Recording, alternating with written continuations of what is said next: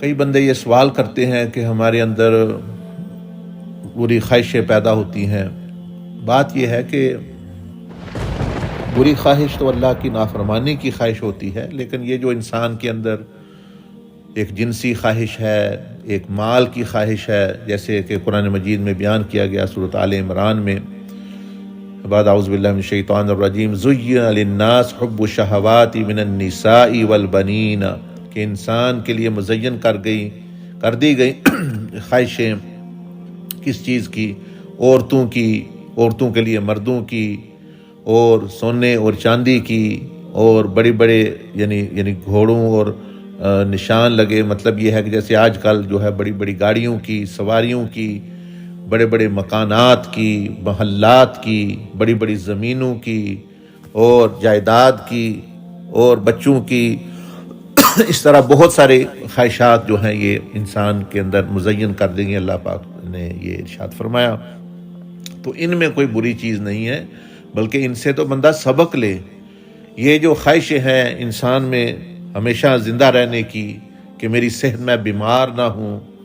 اور میرے پاس جو ہے ساری دنیا کی حکومت ہو، میرے پاس مال و دولت ہو، میرے پاس جو ہے خوبصورت عورتیں ہوں، یہ چیزیں جو ہے یہ تو اس کو یاد دلا رہی ہیں کہ کیا انسان، تو کسی اور ملک کا رہنے والے اور ملک کے شہزادے تھے، تم تو کہیں اور کے رہنے والے سے، کسی اور دنیا کے رہنے والے تھے جہاں یہ ساری چیزیں مل سکتی تھی، تو اب تم یہ ایک چھوٹی سی دنیا میں، ایک جیل میں، محل سے اٹھ کر اور بڑی بادشاہت سے اٹھ کر ایک جیل میں بند ہو گئے ہو۔ یعنی عالم ارواح ایک بہت بڑی بادشاہت ہے، وہی عالم آخرت اور جنت اور آسمان ہے، اور یہ دنیا ایک قید خانہ چھوٹا سا ہے، جہاں وہاں کا شہزادہ یہاں آ کے پھنس گیا۔ تو انسان کی بے شک وہ یہاں آ کے پھنس گیا ہے، لیکن اس کی جو خواہشیں ہیں وہ تو وہی ہیں۔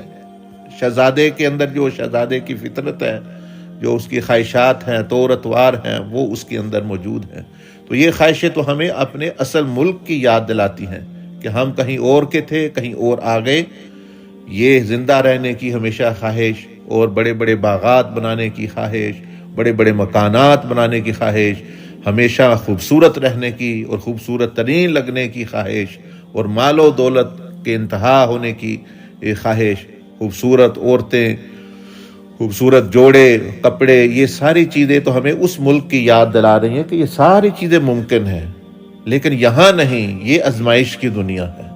تو یہ خواہشیں ہمیں اپنے اصل ملک کی یاد دلاتی ہیں کہ ہم کسی اور دنیا کے باسی تھے، کسی اور دنیا کے رہنے والے تھے، کسی اور دنیا کے شہزادے تھے۔ اللہ نے ہمیں کرامت عطا فرمائی کہ بنی آدم ہے، تو اس دنیا میں ہم وہ اپنی بادشاہت واپس لینے کے لیے آئے ہوئے ہیں۔ یہ نہیں کہ ہم یہاں سے وہاں جا رہے ہیں، بلکہ وہاں سے آئے ہوئے ہیں، اور یہ ساری جو خواہشات ہیں یہ جائز طریقے سے پوری ہو سکتی ہیں آخرت میں، اور دنیا میں حلال طریقے سے جتنی بھی ہو جائے ان کو غنیمت جانیں اور اللہ پاک کو راضی کریں، اور وہاں ہر بندہ اپنی ایک بہت بڑی جنت، ایک بہت بڑی بادشاہت کا جو ہے حکمران بھی ہوگا، زندگی بھی ہوگی، عورتیں بھی، بیویاں بھی ہوں گی، اور صحت بھی ہوگی، اور اس کے پر مزید اللہ کا قرب بھی، اللہ کی رضا بھی، حضور علیہ الصلوۃ والسلام کی زیارت کے ساتھ بھی مشرف ہوگا۔ تو یہ خواہشات کے بارے میں جانیں، خواہشات کو دبانے کا نہیں کہا گیا، ان کو پورا کیا جائے گا یہاں حلال طریقے سے اور وہاں مکمل طور پر۔ تو یہی پھر رستہ ہے تزکیہ کا، کہ تزکیہ جو ہے وہ بندے کو ان خواہشات کو جائز طریقے سے اور اس آزمائش سے پر پورا اترنے کا طریقہ بتاتا ہے، اور ہمیشہ کی بادشاہتوں کی طرف اور ہمیشہ کی کامیابیوں کی طرف لے جاتا ہے۔